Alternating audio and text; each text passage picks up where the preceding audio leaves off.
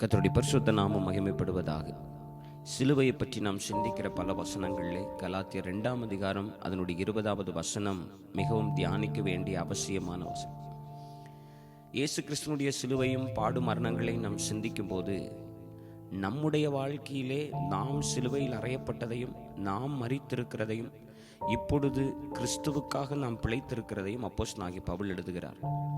கலாத்து நாட்டு சபைகள் ஒரு காலத்திலே இயேசு கிறிஸ்துவை சிலுவையில் அறையப்பட்டவராக அவர்கள் கண்களுக்கு முன்பாக பிரத்யட்சமாய் வெளிப்படுத்தப்பட்டிருந்ததை தரிசித்தார்கள். ஆனால் இப்பொழுது ஒரு மயக்கம் இருக்கிறது. ஆகவேதான் சத்தியத்திற்கு கீழ்ப்படியாமல் போகத்தக்கதாக உங்கள் மனதை மயக்கினவன் யார்?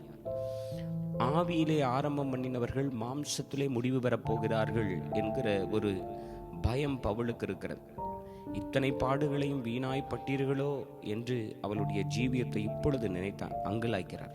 அப்படி தன்னுடைய ஜீவியத்திலே அவர் சிலுவையில் அறையப்பட்ட அனுபவத்தை இப்பொழுது கிறிஸ்துவுக்காக பிழைத்திருக்கிறதை எழுதுகிறார்.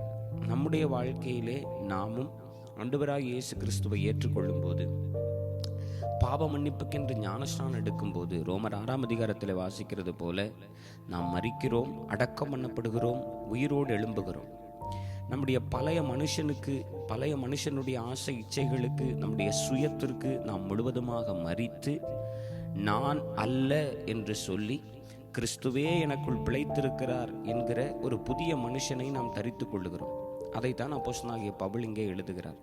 ஆனால் பல நேரங்களிலே நம்முடைய வாழ்க்கையிலே நாம் பழைய மனுஷனுக்குரிய வாழ்க்கை வாழுகிறோமா, அல்லது கிறிஸ்துவுக்குள் பிழைத்திருக்கிற நான் அல்ல என்று சொல்லுகிற விதத்திலே நாம் புதிய மனுஷனாய் வாழுகிறோமா என்கிறதை நம்மை நாமே நிதானித்து பார்க்க வேண்டிய அவசியம் இருக்கிறது. ஜார்ஜ் முல்லர் என்கிற தேவ மனிதர் ஒரு முறை தன்னுடைய வாழ்க்கையிலே தன்னை பார்த்து கேட்ட ஒரு கேள்விக்கு அவர் சொன்ன பதில் இதுதான்: நான் மரித்த ஒரு நாள் இருக்கிறது, அன்று நான் ஜார்ஜ் முல்லரான என்னோடு நான் மரித்தேன். நான் அன்றைக்கு மரித்தேன் என்னுடைய அபிப்பிராயங்களுக்கு, அதாவது என்னுடைய நடைமுறை கொள்கைகளுக்கு, என்னுடைய விருப்பங்களுக்கு, என்னுடைய ஆசைகளுக்கு, என்னுடைய சித்தங்களுக்கு. இந்த உலகத்திற்கு நான் மரித்தேன். இந்த உலகம் என்னை ஒப்புக்கொள்ளுமோ அல்லது இந்த உலகம் என்னை கண்டிக்குமோ, அதை குறித்த காரியங்களுக்கு நான் மரித்தேன். எல்லாவற்றுக்கும் மேலாக என்னுடைய சகோதரர்கள், என்னுடைய நண்பர்கள், அவர்களுடைய ஒப்புதலுக்கும் அல்லது அவர்கள் என்னை குற்றப்படுத்துவார்களோ என்கிறதற்கும் நான் மரித்தேன். இப்பொழுது நான் நடக்கும் போதும், படுக்கும் போதும், எழும்பும் போதும் என்னுடைய ஜெபமெல்லாம் நான் இயேசுவுக்கு முன்பாக அங்கீகரிக்கப்பட வேண்டும். அதை சொல்லி அவர் சொல்லுகிறார், இந்த ஜெபத்திற்கு எப்போது பதிலும் வருகிறது என்கிறார். அப்ப நம்முடைய வாழ்க்கையில் அப்படி ஒரு நாள் இருக்கிறதா? நாம் முழுவதுமாக கிறிஸ்துவோடு கூட சிலுவையில் அறையப்பட்டிருக்கிறோமா? நான் என்று சொல்லுகிறதற்கு நாம் மரித்திருக்கிறோமா?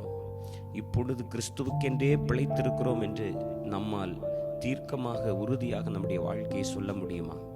அப்படி இல்லாவிட்டால் இந்த நாளிலே நம்மை ஒரு முறை கூட நிதானித்து பார்ப்போம். நம்முடைய வாழ்க்கையிலே அப்படி ஒரு நாள் உண்டாகட்டும்.